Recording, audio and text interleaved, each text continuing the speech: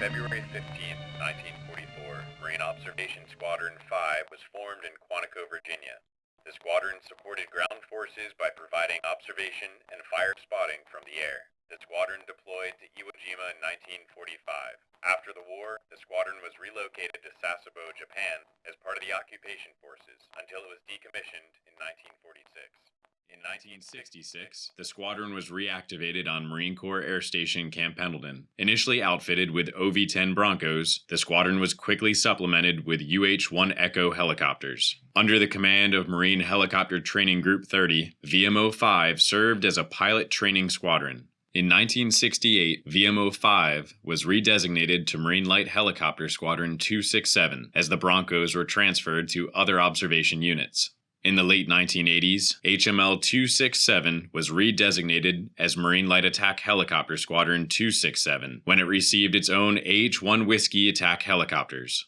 On September 11, 2001, the United States of America was suddenly and deliberately attacked by terrorist forces. In the following years, the United States called on its military to defend itself against these forces. HMLA-267 has played a key role in the countless events and operations in the last 23 years. These are just some of the stories of the Marines of HMLA-267. I'm Colonel Steve Haywood. I was the commanding officer of the Stingers during November 2002 to May of 2004. We went to LAF and turned around and came back home. And about a month later, we deployed to UDP. We loaded on 4 ships, Cleveland, Dubuque, Comstock, and Pearl Harbor. And then we had MALs for that deployment over on the big deck on the Bonhomme Richard. We had 9 Cobras and a 53 on each LPD, which is way more than you're supposed to put on, but I had to live with that because, number one, when I was in the planning at CENTCOM, I'm the one who came up with that. And it was, we operated within our limitations on the way over. We took about 35 days, loaded off into Ali Al Salem airfield, did the offload. 169 was already there. They had done a lot of the work for us in terms of building CPs and how tent cities and tarmac and all that stuff. We assumed missions, which essentially involved what happened when we crossed the border, where we were assigned to attack observation posts that the Iraqis had put along the border, which the ones we had to do were inside oil fields. So there was a collateral damage. So we did that, destroyed all our targets the first night in atrocious weather. We shouldn't have been flying in. And then we attacked north for the next 3.5 weeks into Iraq. Operate a very high tempo of operations.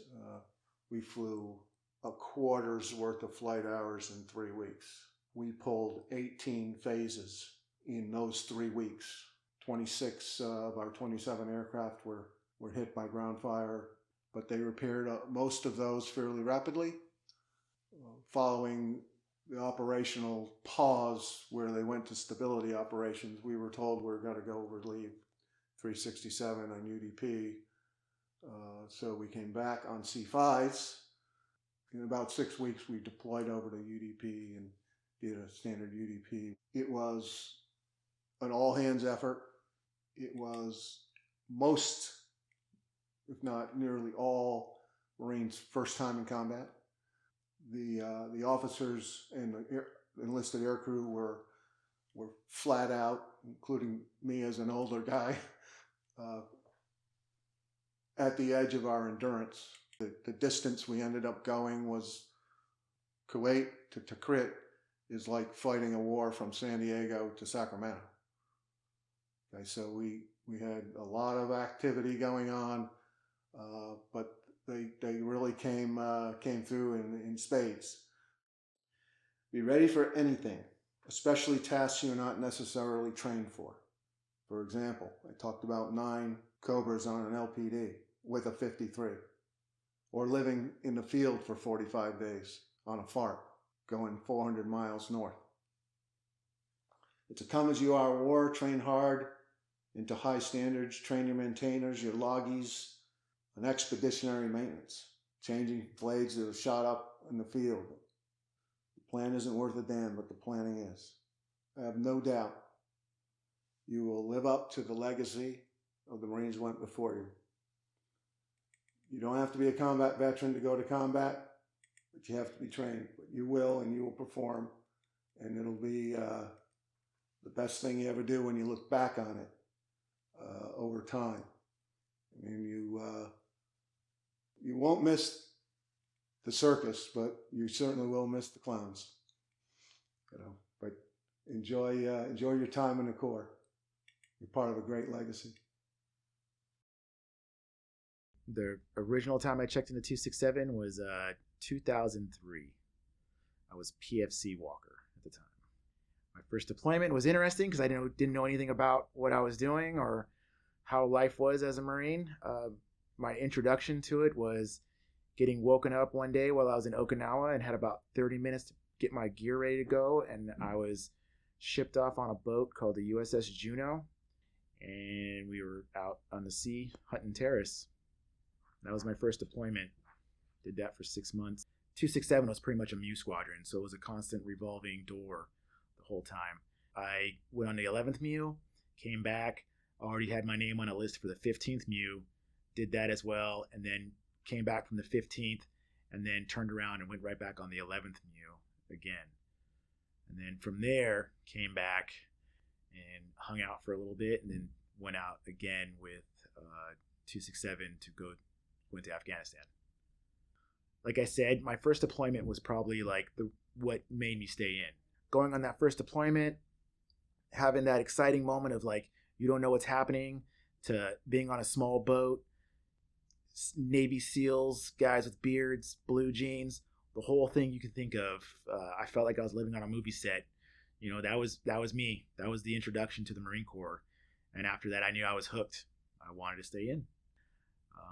And just the camaraderie of living in austere environments, doing things throughout all these deployments, living with, the bare necessities and dealing with the weather and all the conditions alongside other Marines, and just having good memories. Sometimes the worst times were like some of the best times. When I left 267, I went to C-130s. I did that. And then from there, when I was coming back, I went to 369. And then from 369, I went to 775. And in 775 is where I started trying to work my way back over here, because I thought it'd be a good thing to do like a whole, full circle. Started here as a PFC, show up here as a Mass Sergeant. The best way to survive in this type of job and in these scenarios is to keep a sense of humor. Never lose your sense of humor. It'll help you through a lot of things. Just learn how to laugh about it. It'll be okay. You'll get through it. As we're going, we're still building a history here. It's a good thing to be a Stinger. I'm proud to be a Stinger. Living the way I did in the environments I did and growing up in this unit, I think it set a standard throughout the time for the rest of my career. I think the true meaning of anytime, anywhere is what we stand by. Gunner Sergeant Musket. I first checked into HMLA-267 in the fall of 2012.